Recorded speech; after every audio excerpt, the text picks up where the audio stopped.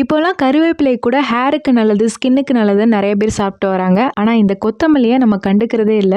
கருவேப்பிலை மாதிரியே இதுலயும் நிறைய ஹெல்த் பெனிஃபிட்ஸ் இருக்கு. கொத்தமல்லி நிறைய எடுத்துக்கிறது மூலியமா உங்களுக்கு டைஜஷன், கட் ஹெல்த்துக்கு ரொம்பவே நல்லது. நம்ம இதுல கால்சியம், விட்டமின் சி, ஏலாம் நிறைய இருக்கு. அது மட்டும் இல்லாம இந்த தொக்கு 6 மாசம் வரைக்கும் கெட்டு போகாது. இதை நீங்க இட்லி, தோசை, சப்பாத்தி, ரைஸ்ன்னு எது கூட வேணாலும் வச்சு சாப்பிடலாம். அவ்வளோ டேஸ்டா இருக்கும். இந்த ரெசிபிக்கு நான் யூஸ் பண்ணியிருக்கிற இன்கிரீடியன்ஸ், மெஷர்மெண்ட்ஸ் எல்லாமே நான் ஃபர்ஸ்ட் கமெண்ட்ல பின் பண்றேன், செக் பண்ணிக்கோங்க. இதுக்கு ஃபர்ஸ்ட் கொத்தமல்லி எடுத்துக்கோங்க. நான் வந்து பாத்தீங்கன்னா ஒரு 3 பெரிய கட்டு எடுத்து வச்சிருக்கேன். இது வந்து பாத்தீங்கன்னா நிறையவே இருக்கும். ஆனா இது வதக்கும் போது உங்களுக்கு கம்மியாயிரும். ஸோ வந்து நிறைய இருக்குன்னு நினைக்காதீங்க. இதுல 2ல இருந்து 3 டீஸ்பூன் அளவுக்கு நல்லெண்ணெய் ஆட் பண்ணிக்கலாம். இப்போ இதை ஸ்டவ் ஆன் பண்ணிட்டு லைட்டா வதக்கிக்கலாம். ஏன் வதக்கணும் அப்படின்னு பாத்தீங்கன்னா கொத்தமல்லி, புதினாலாம் தண்டு இருக்கும். ஸோ வந்து நீங்க அப்படியே அரைச்சிங்கன்னா அந்த அளவுக்கு அரைப்படாது. அதனால நீங்க லைட்டா வதக்கிட்டு அரைச்சிங்கன்னா நல்லா சாஃப்ட் ஆயிடும். ஸோ வந்து உங்களுக்கு நல்லா பேஸ்ட் மாதிரி நல்லா ஃபைனா கிடைச்சிரும். இப்போ கொத்தமல்லி நல்லா வதங்கி வந்துருச்சு. பாருங்க எவ்வளோ இருந்துச்சு. இப்போ அப்படியே கம்மியாயிருச்சு. கம்ப்ளீட்டா ஆற வச்சுட்டு ஒரு மிக்ஸி ஜார்லயோ இல்ல பிளெண்டர்லயோ போட்டு கொஞ்சமா தண்ணி ஊத்தி ஃபைனா அரைச்சு எடுத்து வச்சுக்கோங்க. இப்போ ஒரு பவுல்ல ஒரு பெரிய நெல்லிக்காய் சைஸ் அளவுக்கு புளி எடுத்துக்கலாம். அதுல வந்து 1 கப் அளவுக்கு சுடுதண்ணி ஆட் பண்ணிட்டு ஒரு 20 நிமிஷம் அப்படியே ரெஸ்ட் விட்டுருங்க.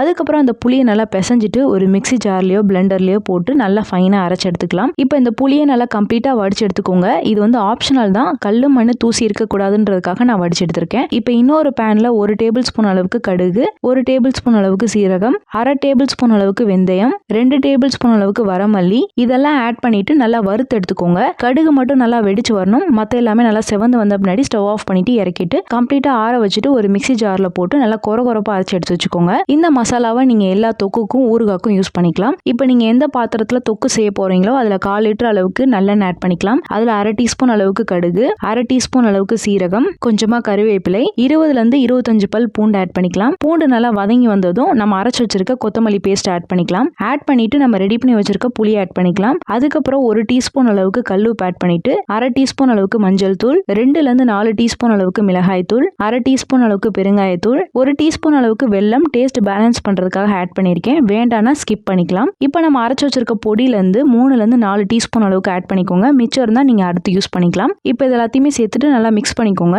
இப்போ அந்த எண்ணெயிலே நல்லா வேகணும். இது நல்லா கொதிச்சு வரும். உங்களுக்கு ஃபர்ஸ்ட் பார்க்கும்போது நிறைய எண்ணெய் இருக்க மாதிரி இருக்கும். அதுக்கப்புறம் அந்த எண்ணெயெல்லாம் அந்த தொக்கு வந்து அப்சர்வ் பண்ணிக்கிறோம். லாஸ்டா தொக்கு வந்து நிறம் மாதிரி நல்லா டார்க்கா இந்த மாதிரி வரும். அப்போ வந்து நீங்க ஸ்டவ் ஆஃப் பண்ணிட்டு இறக்கிடலாம். இதுல நீங்க எண்ணெய் அதிகமா யூஸ் பண்ணி செய்றீங்கன்னா நல்லா மிதக்க இருந்துச்சுன்னா நீங்க வெளியில வச்சாலும் கெட்டு போகாது. ஒருவேளை நீங்க எண்ணெய் கம்மியா ஆட் பண்ணி செய்றீங்கன்னா கண்டிப்பா நீங்க ஃப்ரிட்ஜ்ல தான் வைக்கணும். இதை நீங்க கம்ப்ளீட்டா ஆற வச்சுட்டு ஒரு ஏர்டைட் கண்டெய்னர்லயோ இல்ல பீங்கான் ஜாடிலயோ ஸ்டோர் பண்ணிக்கிட்டீங்கன்னா சூப்பரான கொத்தமல்லி தொக்கு வீட்லயே ரெடி ஆயிரும்.